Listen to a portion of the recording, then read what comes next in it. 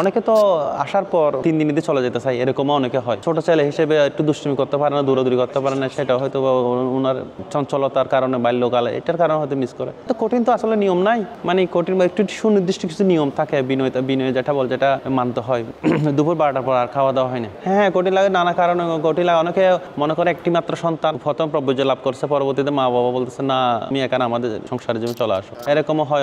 অনেকে এক সন্তানও থেকে যাচ্ছে, মা বাবা অনুমতি দিচ্ছে, বিয়ে তো করা যায় না, এটা তো সন্ন্যাস জীবনের জন্য অবশ্যই। এক পোশাক বলতে আমরা যেটাকে বুদ্ধের যে শিবর বলা হয়, এটাকে প্রব্যজ্য জীবন বা যারা উপসম্পদ লাভ করে এটাই পড়তে হয়। বুদ্ধ এরকম পোশাক পরতে, তাছাড়া এটা তো বুদ্ধ নিজেই প্রবর্তন করে গেছে, এভাবেই চিবরগুলো তৈরি করে এভাবে পড়বে। আমাদের বৌদ্ধ ধর্মে বাধ্যতামূলক ভাবে আপনাকে থাকতে হবে তা না। হ্যাঁ, আমরা যদি ভালো লাগে, আপনি এটা শব্দ আছে হেপাসিক, অর্থাৎ আপনার যদি এসে দেখেন, যদি ভালো লাগে, আপনি যদি চর্চা করেন, তাহলে গ্রহণ করো। অনেকে 1 মাসের জন্য হয়, আবার অনেকে 2 মাসের জন্য হয়। বৌদ্ধ প্রতিরূপ দেশগুলোতে বন্ধ হলে ওরা যতদিন বন্ধ থাকে ততদিনের জন্য ওরা প্রব্যজ্য উপসম্পদা নিয়ে ফেলে। প্রথম 10টা, হ্যাঁ ওটা ছোটদের জন্য আর কি, যেগুলো শিক্ষা নিবেশ, যেগুলো আমরা শ্রামণ বলি, ওদেরকে 10টি নিয়ম মানতেই হবে। প্রথম হচ্ছে প্রাণী হত্যা করা যাবে না, দ্বিতীয়ত হচ্ছে চুরি করা যাবে না, তৃতীয়টি হচ্ছে যে ব্রহ্মচর্য জীবন, সেটাকে সঠিকভাবে রক্ষা করতে হবে। চতুর্থটি হচ্ছে মিথ্যা কথা বলা যাবে না। মিথ্যার মধ্যে আবার এখানে 4টি আছে। কর্কশ বাক্য, যেটা আমরা বড় গলায় বলি, আবার সেটাখানে সরাসরি মিথ্যা কথা বলা। তারপরে বেদ বাক্য বলে পরস্পর সম্পর্ক নষ্ট করে যে বাক্যগুলো ইউজ করে, বেদ বাক্য।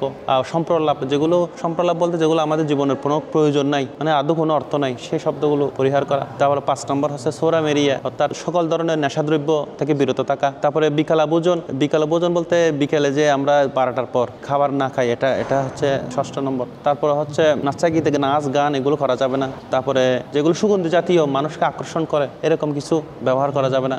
যেটা আমরা স্কুল কলেজে শিখি, মহাশয়ন বা উচ্চাশয়ন, আমরা যখন গুরুজনরা যেখানে চলাচল করে ওখানে গিয়ে বড় চেয়ার বা বড় উচ্চাসনে না বসার জন্য এগুলো শিক্ষা দেওয়া হয়। 10 নম্বরটা হচ্ছে একসাথে বাড়ে না, এগুলো মানে এটাকে প্রব্যজ্য, যেটাকে শ্রমণ বলে, ওটা থেকে যখন ভিক্ষু হয় তখনই ওটা 287 মানত। 30-এর পর আসে, 40-এর পর আসে, 50-এর পর আসে। 30 বছর ছিল, এরকমও চলে গেছে, আছে নানা কারণে চলে যায়। তো সঠিক ব্যাখ্যা ওরা নিজেরাই জানে। এটা পুরো নাম হচ্ছে আন্তর্জাতিক বৌদ্ধ বিহার, আমাদের মেরুরপাড়টা ঢাকায় অবস্থিত। এটা নানা কারণে গুরুত্বপূর্ণ। এখান থেকে আমাদের যে কূটনীতিক অফিসগুলো আছে, বিশেষ করে যেটাকে আমরা দূতাবাস বলি, সেই দূতাবাসগুলো আমাদের বাড়ি দ্বারা এখান থেকে খুবই কাছে, এবং নানা কারণে গুলশান বনানীগুলো আমাদের কাছে, এখান থেকে কাছে হওয়ার কারণে এটা আমাদের প্রাণ কেন্দ্র, ঢাকার প্রাণ কেন্দ্র বলা চলে। অনেক মানুষ এখানে দর্শনের জন্য এখানে নানা সময় এখানে এসে উপস্থিত হয় এবং আমাদের সাথে নানা রকম প্রশ্ন উত্তর পূর্বক কথাবার্তা বলে। একটি বৌদ্ধ বিহার স্থাপনের ক্ষেত্রে অনেকগুলো বিষয় বিবেচনা করতে হয়। তার মধ্যে যে একটা প্রার্থনা হল, যেটাকে আমরা বৌদ্ধ রুম বলি, সেখানে বৌদ্ধ মূর্তি এখানে স্থাপন করা হয়। বৌদ্ধ মূর্তি স্থাপন পরবর্তীতে এখানে যে বুদ্ধের যে ধর্মের যে আচার আচরণ, এই আচার আচরণগুলো শেখার জন্য, অনুশীলন করার জন্য এই বৌদ্ধ রুমটা আমরা এখানে ব্যবহার করি।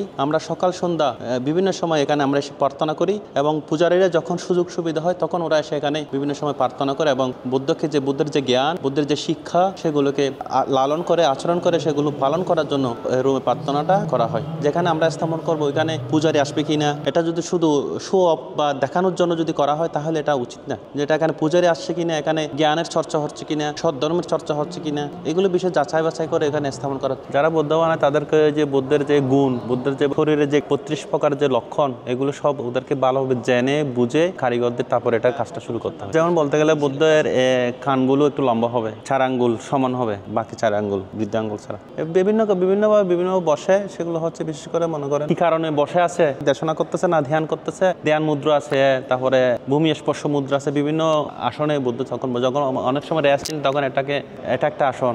যার যেরকম, অনেকে আছে যে আপনার একটা মূর্তি দান করতে ইচ্ছা হচ্ছে, আপনি তো আর 16 ফিট বা 20 ফিট বা 100 ফিট দান করতে পারবেন না। অনেকে আছে 5 ইঞ্চি 6 ইঞ্চি বা 10 ইঞ্চি দান করতেছে। অবশ্যই এটা মানুষের এটা মনে একটা প্রার্থনা থাকে, একটা কামনা থাকে। বিভিন্ন দেশের মানুষ যখন বিভিন্ন একটা বুদ্ধ মূর্তিটা বানানো হয়, তখন বিভিন্ন সময় এটা নিজস্ব একটি মুখবয়বের একটা ব্যাপার তখন চলে আসে। 32 প্রকার মহাপুরুষের লক্ষণ যেগুলো আছে, ওইগুলোর উপর ডিপেন্ড করে বানানো হয়েছে।